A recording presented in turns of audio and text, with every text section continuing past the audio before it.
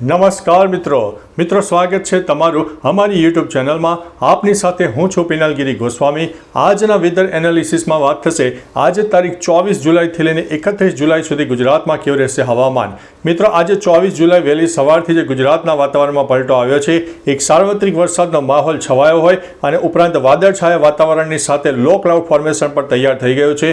મહત્વનું છે કે ગુજરાતમાં ભેજવાળા પવનોની સાથે મધ્ય ભારત તરફ સર્જાયેલી સાયક્લોનિક સિસ્ટમને કારણે ગુજરાત આવનારા દિવસોમાં જોરદાર વરસાદ મળશે।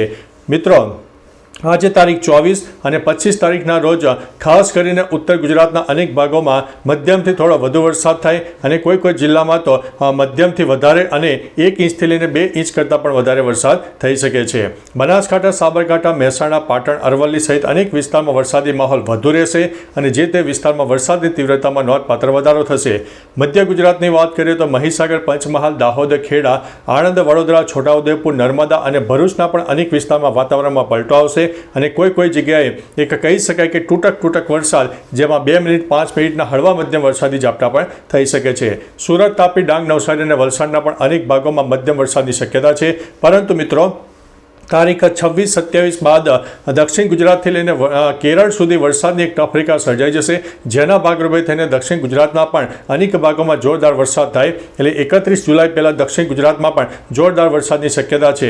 સૌરાષ્ટ્રમાં પણ મિત્રો વાદળછાયું વાતાવરણ રહેશે, કચ્છમાં પણ વાદળછાયું વાતાવરણ રહેશે। ટૂંકુને ટચ મિત્રો મહત્વનું છે કે એક ગુજરાતમાં સાર્વત્રિક વરસાદનો માહોલ સર્જાશે અને આગામી 2 થી 3 દિવસ વરસાદ થોડોક છૂટો છવાયો રહે, કોઈ જગ્યાએ ભારે વરસાદ થાય। પરંતુ તારીખ 27 તારીખથી જે બંગાળની ખાડીની વરસાદની સિસ્ટમ છે મધ્ય ભારત તરફ આવશે અને 27થી લઈને 31 જુલાઈ સુધીમાં ગુજરાતમાં ભારેથી અતિ ભારે વરસાદ થાય। કોઈ જિલ્લામાં તો 4 ઇંચથી લઈને 10 ઇંચ સુધીના વરસાદ પણ થઈ શકે તેવી સંભાવના છે।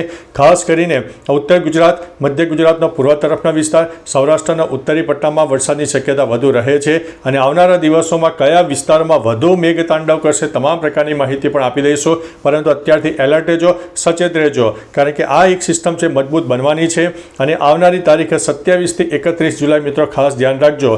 વીજળી પડવાના પણ સંભાવના રહેશે, કારણ કે થંડરસ્ટોર્મ એક્ટિવિટી પણ વધારે જોવા મળવાની છે। બાકી મિત્રો હાલ ગુજરાતમાં 2 થી 3 દિવસ છૂટોછવાયો વરસાદ અને ત્યારબાદ ભારેથી અતિ ભારે વરસાદનો રાઉન્ડ આવશે અને અત્યારે જ્યારે ગુજરાતમાં વરસાદનું પ્રમાણ, સરેરાશ વરસાદનું પ્રમાણ 53% આસપાસ ચાલી રહ્યું છે, તે વરસાદનું પ્રમાણ 31 જુલાઈ સુધીમાં એ 58 થી 60% ઉપર ચાલ્યું જાય તેવી પણ શક્યતા દેખાઈ રહી છે। બાકી મિત્રો તમારા વિસ્તારમાં કેવું વાતાવરણ છે? વરસાદ છે, વાદળછાયું વાતાવરણ છે, બફારાનું પ્રમાણ કેવું છે, પવનનું પ્રમાણ કેવું છે તે પણ માહિતી આપજો। સાથે મિત્રો સૌરાષ્ટ્ર, કચ્છ અને ઉત્તર કહી શકાય કે કચ્છના અનેક વિસ્તાર એટલે કે દરિયાઈ પટ્ટી વિસ્તારમાં પવનનું પ્રમાણ વધારે રહેશે, 30 થી લઈને 45 કિલોમીટર પ્રતિ કલાકની ઝડપે પવન પણ ફૂંકાઈ શકે છે। તો ચાલો મિત્રો ફરીથી વરસાદની નવી આગાહી લઈને મળતા રહીશું, ત્યાં સુધી અમને રજા આપશો। નમસ્તે।